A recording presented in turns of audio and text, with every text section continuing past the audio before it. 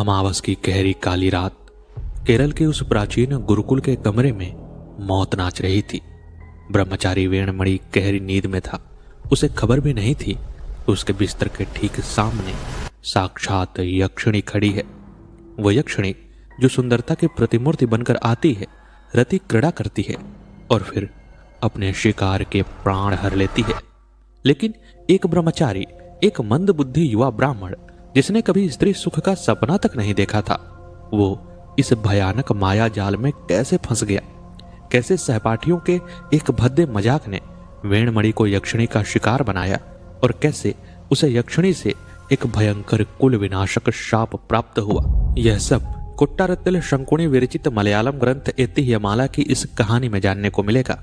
हम आपके लिए विभिन्न ग्रंथों से कई रोचक और गुप्त कहानियां चुनकर लाते हैं, इसलिए आपसे अनुरोध करते हैं कि कृपया वीडियो को लाइक करके हमारे चैनल को सब्सक्राइब जरूर कीजिए, जिससे हमें और मेहनत करने का हौसला मिल सके।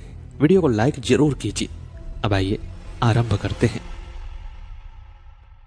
नंबूरीपाद का यह घराना कोच्चि राज्य के वेल्लारपल्ली नामक प्रदेश में स्थित है। इस घराने में एक समय मंद बुद्धि वाले एक ब्राह्मण कुमार ने जन्म लिया। नाम रखा गया वेणमणि।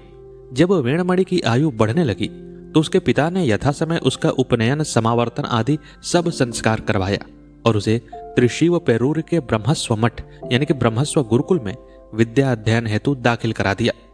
वेणमणि विद्या अध्ययन करते हुए त्रिशिव पेरूर के गुरुकुल में रहने लगा। वह अक्सर ही अपने सहपाठियों के उपहास का पात्र बनता, क्योंकि वह मंद बुद्धि और सरल स्वभाव का था। मठ के धूर्त लड़के उसे तरह तरह से तंग करते थे तथा उसका मजाक उड़ाते थे और उसे अनेक प्रकार से कष्ट देते थे। उसे मुसीबतों में फंसाना आदि भी वेणमणि के सहपाठियों के मन बहलाव का प्रिय साधन था। यह किसी को पता नहीं था कि यही मन बहलाव वेणमणि के जीवन में यक्षिणी का साया लेकर आने वाला था। त्रिशिव पेरूर में भगवान शिव का एक प्रसिद्ध मंदिर है, वडक्कुमनाथ देवालय। इस मंदिर के गर्भगृह के मंडप की दीवार पर उस समय एक चित्रकार ने एक यक्षिणी की अद्भुत मूर्ति उकेरी। चूंकि वह मूर्ति सभी लक्षणों से पूर्ण एवं सर्वांग सुंदर थी, इसलिए उस जगह को, उस प्रतिमा को एक सचमुच की यक्षिणी का सानिध्य प्राप्त हो गया। वह यक्षिणी उस मूर्ति में आकर निवास करने लगी और उस मंदिर के आसपास के युवाओं के पास रात को जाकर उन्हें सहवास करने को विवश करती। यक्षिणी दिव्य रति क्रिया करती थी, जिस कारण से बहुत सारे पुरुष उसी दौरान या तो मृत्यु को प्राप्त हो जाते या फिर उनका जीवन रस इतना खींच लिया जाता कि वे लिजलिजे होकर खाट पर पड़े हुए अपनी मृत्यु को ताकते रहते थे। यक्षिणी के इस बर्ताव के कारण वहां के युवकों में दहशत फैल गई थी। वे डरते थे कि कहीं किसी के पास कोई यक्षिणी ना आ जाए। यक्षिणी के साथ सहशयन करना इतना आसान नहीं था। केवल वही पुरुष जो कि बचपन से ही ब्रह्मचारी हो, जिसका शरीर हृष्ट पुष्ट हो, जिसका मन शांत हो, वहीं यक्षिणी के साथ बराबर आनंद के साथ सहशयन कर सकता था। परंतु ऐसे व्यक्ति होते ही कितने थे। अब चूंकि यक्षिणी सबके पास जाती थी और सब में डर था, इसलिए यक्षिणी ने भी एक नियम बना लिया कि अगर कोई मेरी मूर्ति के पास आकर यह कहे कि आज रात मेरे पास आना, तो मैं उसके पास अवश्य ही जाऊंगी। और ऐसा कभी कभी हो भी जाता था।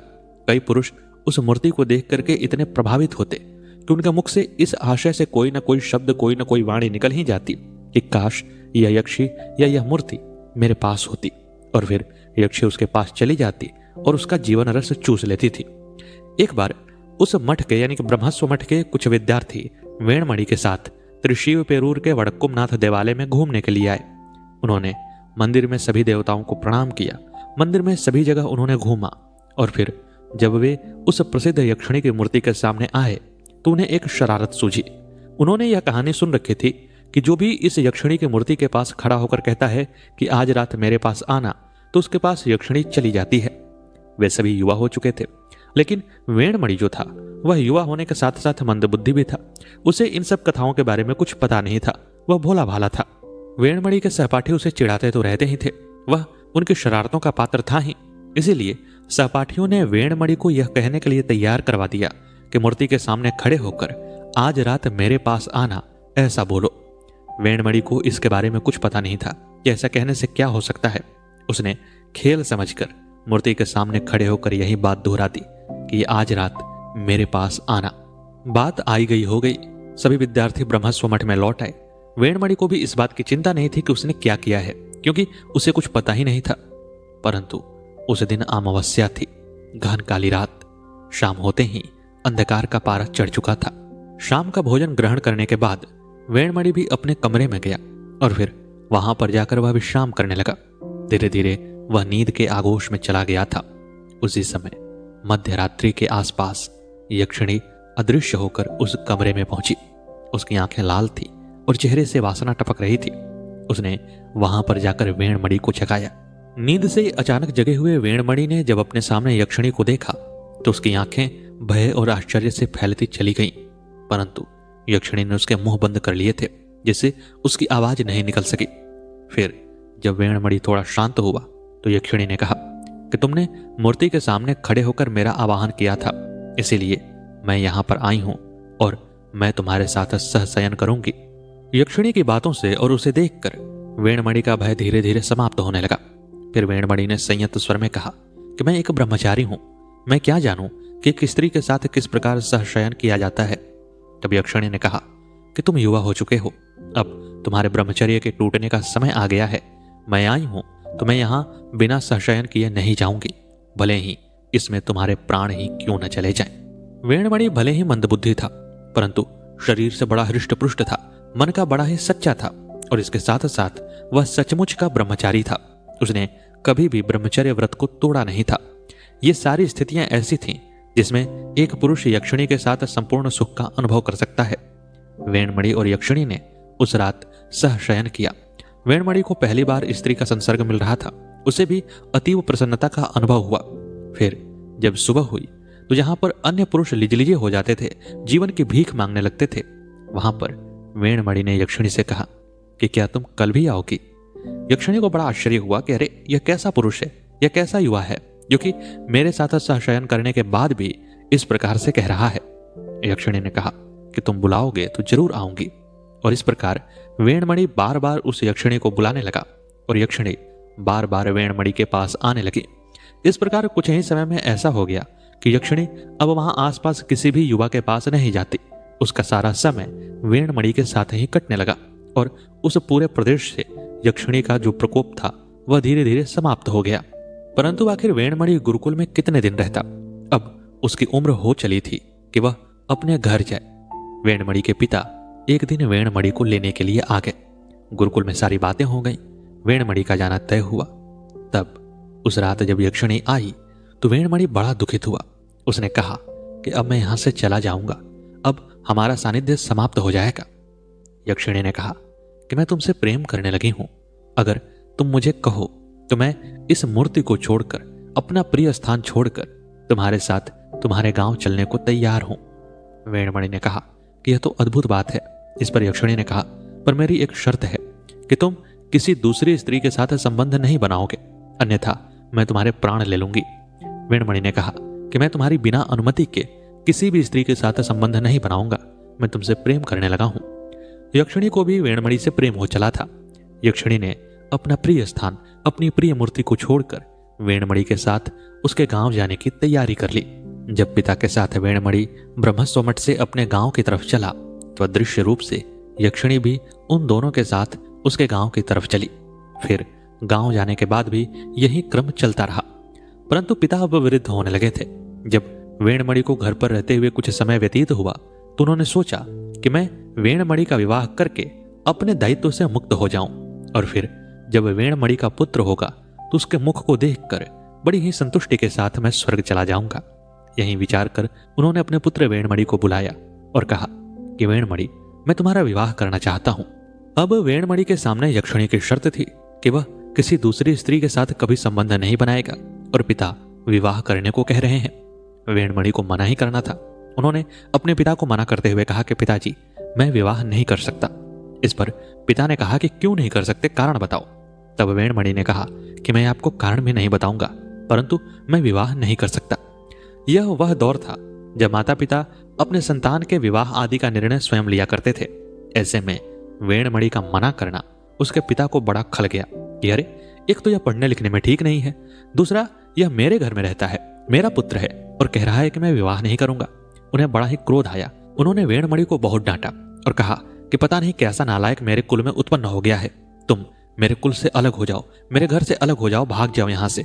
अगर विवाह नहीं करोगे तो तुम्हारे लिए मेरे घर में कोई स्थान नहीं है। वेणमणि मंदबुद्धि था, परंतु हृदय का बड़ा साफ था। अपने पिता को, अपने माता को बड़ा प्रेम करता था। जब पिता से उसे इस प्रकार की डांट मिली तो उसका हृदय बड़ा ही दुखित हुआ। उसने रात का भोजन भी नहीं किया और अपने कमरे में आकर सुबकते हुए, रोते हुए धीरे धीरे समय गुजारने लगा। जब मध्यरात्रि हुई तो वह यक्षिणी वहां पर आई। वहां आकर उसने रोते हुए वेणमणि को देखकर पूछा कि बात क्या है। तब वेणमणि को यह कहते हुए लज्जा आ रही थी कि उसके पिता ने उसे विवाह के लिए डांटा है, इसलिए वह बात को छुपाने लगा। परंतु जब यक्षिणी ने बार बार उससे सच कहने को कहा तो अंततः वेणमणि ने यक्षिणी के सामने सारी बातें रखी और कहा कि मैं अपने पिता के हृदय को दुखित नहीं करना चाहता, परंतु मैंने तुम्हें भी वचन दिया है, तो भला मैं उस वचन को कैसे तोड़ सकता हूं।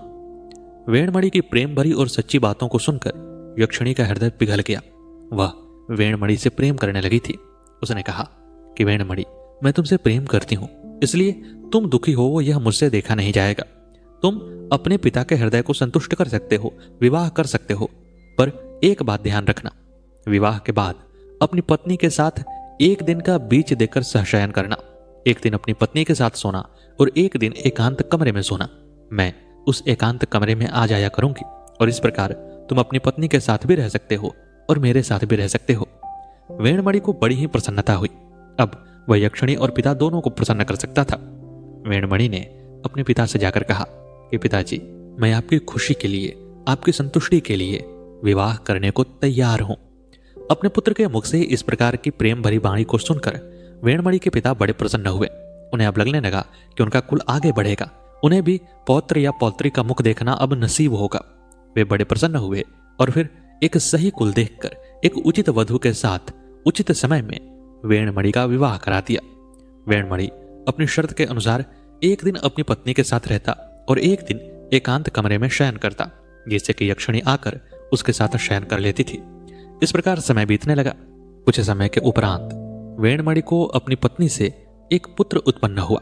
वेणमणि के पिता ने जब पौत्र का मुख देखा तो उन्हें अतीव प्रसन्नता हुई और फिर उन्होंने अपने जीवन को पूर्ण माना, अपने आप को भाग्यशाली माना और एक दिन उन्होंने सुख के साथ अपनी आंखें बंद कर ली। वे स्वर्ग सिधार गए। फिर जब वेणमणि का पुत्र थोड़ा बड़ा हुआ तो उसके उपनयन संस्कार का समय आ गया। उस समय एक ऐसी घटना घटी जो कि यक्षिणी को क्रोधित करने वाली थी। जब वेणमणि के बेटे के उपनयन करने का वक्त आया तो उपनयन का मुहूर्त निश्चित किया गया और उसके अनुष्ठानों के लिए आवश्यक व्यक्तियों को निमंत्रित किया गया। जरूरी सामग्री मंगवाई गई और सभी तैयारियां पूरी कर ली गईं। जिस दिन उपनयन होने वाला था उसकी पिछली रात को यक्षिणी नियत समय पर आई और फिर वेणमणि ने उससे प्रसंगवश इस प्रकार कहा कि कल सुबह कुंभ राशि के मुहूर्त पर मेरे बच्चे के उपनयन का निश्चित समय है। तब यह सुनकर यक्षिणी ने भी कहा, यदि ऐसी बात है तो मेरी एक इच्छा है, उसे आप कृपा करके पूरा करें। अग्नि को साक्षी रखकर आपने जिस स्त्री से विवाह किया है वह आपकी प्रधान पत्नी अवश्य है, फिर भी सही अर्थ में मैं ही आपकी पहली पत्नी हूं। इस हिसाब से आपकी उस पत्नी से हुए पुत्र की मैं बड़ी मां हूं। इसलिए कल उपनयन के समय जब आपका बच्चा भिक्षा मांगेगा तब मैं ही उसे पहली भिक्षा देना चाहती हूं। आप इसकी अनुमति दें और इसे संभव बना दें। ठीक समय पर मैं एक गृहिणी के वेश में आ जाऊंगी। इस पर वेणमणि ने कहा कि इसमें क्या आपत्ति हो सकती है, मुझे भी इससे बहुत संतोष होगा। तुम बस सही समय पर आ जाना, मैं सब प्रबंध कर दूंगा। फिर अगला दिन हुआ। उपनयन संस्कार के लिए आवश्यक पंडित, पुरोहित, ब्रह्मचारी, पाचक आदि सभी तरह के ब्राह्मण तथा उनके पत्नी बच्चे सब एक दिन पहले ही नंबूतरी के घर पहुंच गए थे। सुबह होने पर वे सब स्नान आदि करके उपस्थित हुए। तुरंत ही अनुष्ठान आरंभ हो गया। भिक्षा देने का समय आया तो छतरी तान कर और धोती दुशाला ओढ़कर नंबूतरी गृहिणी का वेश धारण कर एक पात्र में चावल के दाने लिए यक्षिणी भी उस जगह पर आ पहुंची। बिना किसी संकोच के यक्षिणी अन्य गृहिणियां जहां खड़ी थी वहां जाकर खड़ी हो गई। वेणमणि ने तो उसे देखते ही पहचान लिया, लेकिन अन्य ब्राह्मण ब्राह्मणियों में उसे लेकर तरह तरह की बातें होने लगी। यह कौन है, कहां से आई है, किस लिए आई है, आदि आदि। अंत में उन सब ने यही तय किया कि जो भी हो इसे छूना उचित नहीं होगा और वे सब उससे थोड़ा दूर हटकर खड़े हो गए। जब भिक्षा की याचना करने का समय आया तो वेणमणि ने पुजारी से कहा, यहाँ विशेष रूप से आई हुई उस स्त्री से ही लड़के को पहली भिक्षा मांगनी चाहिए। पहली भिक्षा भी वहीं डालेगी। लड़के की मां उस स्त्री के भिक्षा डालने के बाद भिक्षा डालेगी। तब पुजारी ने कहा कि यह शास्त्र विरुद्ध होगा। लड़के की मां को ही पहली भिक्षा डालनी चाहिए, उसके बाद ही बाकी लोग भिक्षा डाल सकते हैं। तब वेणमणि ने कहा कि यह स्त्री लड़के की बड़ी मां है, मैंने इसी से पहला विवाह किया है, इसलिए इसे ही पहली भिक्षा देनी चाहिए। यह सुनकर वहां इकट्ठा हुए ब्राह्मण, पुरोहित, नंबूरी, उनकी पत्नियां सबने एक स्वर में कहा, आपने अगर लड़के की मां से शादी करने से पहले शादी की थी तो वह हम सबको मालूम हुए बिना कैसे रह सकता है? आप जो कह रहे हैं वह पहले दर्जे का झूठ है। नहीं तो जरा बताएं तो हम भी तो सुने कि यह स्त्री कहाँ की है, किस घराने की है, किसकी बेटी है, इसके पिता का नाम क्या है। अब भला यक्षिणी के बारे में इस प्रकार की जानकारी नंबूदरी यानी कि वेणमणि कैसे दे सकते थे? इस प्रकार के अनेक कठिन प्रश्न वहां किए गए। जब वेणमणि की पत्नी को पता चला कि यह जो स्त्री आई है वह मेरी सौत है तथा मेरे बेटे से पहले भिक्षा लेने वाली है, तब उसे बड़ा ही दुख हुआ। संताप, क्रोध और बेचैनी से वह भर गई। उसने कहा, बड़ी मिन्नतों और प्रार्थनाओं के बाद मेरी कोख से पैदा हुए इस आंखों के तारे को मुझसे पहले तो क्या, कभी भी मैं इस जबरन घुस आई कुल्टा को भिक्षा नहीं देने दूंगी। अपने बेटे को मैं ही पहले भिक्षा दूंगी। यह पिशाचिनी बड़ी मां इस समय यहां कैसे आ गई? यदि यह मेरे बेटे को भिक्षा देगी तो मैं इसके मुंह पर झाड़ू मारूंगी। जब सब लोग इस प्रकार वेणमणि का विरोध करने लगे तो वह बेचारा किंग कर्तव्य विमूढ़ होकर चुपचाप खड़ा रहा। तब यक्षिणी ने कहा कि मैं इस बच्चे को भिक्षा देने के लिए यहां आई हूं। बच्चे के पिता इसके लिए सहमत हैं, इसलिए आप सब जो चाहें कह लें, मैं भिक्षा डाले बगैर यहां से हरगिज नहीं जाऊंगी। इस पर बच्चे की मां ने कहा कि तुम में इतनी हिम्मत है तो जरा मैं भी देखूं। तुझे यहां से घसीट कर बाहर निकालने के बाद ही उपनयन की क्रिया आगे होगी। हाँ, मैं कह देती हूं, भिक्षा की याचना करना और भिक्षा डालना सब इसे यहां से निकालने के बाद ही होगा। आइए आप सब भी, हम सब मिलकर इसे इसी समय घर से बाहर निकालते हैं। फिर सबने मिलकर यक्षिणी को घर से बाहर ढकेल दिया और फिर कुछ बालकों ने और उनके सहायकों ने मिलकर उसे घर की चौहद्दी से बाहर कर दिया। तब वेणमणि यह चिल्लाते हुए यक्षिणी के पीछे दौड़ा कि हे भगवान, यह क्या अनर्थ कर दिया। घर के बाहर इस प्रकार अनादर पूर्वक ढकेले जाने से अपमानित और क्रुद्ध होकर यक्षिणी ने अपना भयंकर स्वरूप धारण कर लिया और फिर उन लोगों पर क्रोधित हो गई। परंतु वेणमणि उसके सामने आकर खड़े हुए और कहा कि मुझे क्षमा करो और मेरे परिवार को भी। तब क्रोध से भरी हुई वह यक्षिणी अपने प्रेम के हाथों विवश होकर वेणमणि से इस प्रकार बोली, आप बिल्कुल चिंता ना करें, मैं जानती हूं कि इसमें आपकी गलती नहीं है। मुझे आप पर लेश मात्र भी क्रोध नहीं है, लेकिन मुझे इस प्रकार इस महत्वपूर्ण अवसर पर अपमानित करने की वजह से इस घर में 3 पीढ़ियों के बाद पुत्र ही नहीं होगा और उपनयन करने का अवसर ही नहीं आएगा। लेकिन चूंकि इस स्थल के साथ काफी समय से मेरा संबंध रहा है, इसलिए अंतिम 2 पीढ़ियों के पुत्र सरस्वती के अनुग्रह से विश्व विश्रुत हो जाएंगे। इतने दिनों से मनुष्य के साथ सहवास करती हुई मैं भूलोक में रहती आई हूं, इसलिए अब मेरे स्वजन मुझे स्वीकार नहीं करेंगे, ऐसा मुझे लगता है। यही नहीं, इस प्रकार अपमानित किए जाने के बाद मेरी जीने की इच्छा ही समाप्त हो गई। आप मेरे बारे में सोचकर बिल्कुल चिंतित ना हो, भीतर जाकर उपनयन की शेष क्रियाएं पूरी करें। आप बहुत दिनों तक पत्नी व बच्चों के साथ सुखपूर्वक जिएंगे। मैं अपने इस शरीर को योगाग्नि में विलीन कर रही हूं। इतना कहकर यक्षिणी सबके लिए अदृश्य हो गई और जहां वह खड़ी थी वहां से एक तेज प्रकाश पुंज मेघमंडल की ओर उड़ा और विलीन हो गया। यक्षिणी के वचनों को सुनकर, इन अद्भुत दृश्यों को देखकर वहां के सभी लोगों को विदित हुआ कि हमने जो कुछ किया है वह ठीक नहीं किया, लेकिन अब पश्चाताप करने से क्या लाभ। कहते हैं कि वेणमणि नंबूरीपाद के वंश में उसके 3 पीढ़ियों के बाद कोई पुरुष उत्पन्न नहीं हुआ। आज भी वह वंश पुरुष संतानों के अभाव में मृत प्राय हो रहा है। वह इसी यक्षिणी के शाप का परिणाम है। अंतिम 2 पीढ़ी के 2 नंबूरी भी क्रमशः कुल्लम संवत के 1066 वाले वर्ष और वृश्चिक महीने में और 1068 के मकर महीने में चल बसे थे। ये थे अच्छन वेणमणि नंबूरीपाद और महन वेणमणि नंबूरीपाद। ये दोनों यक्षी के अनुग्रह से महान विख्यात हुए।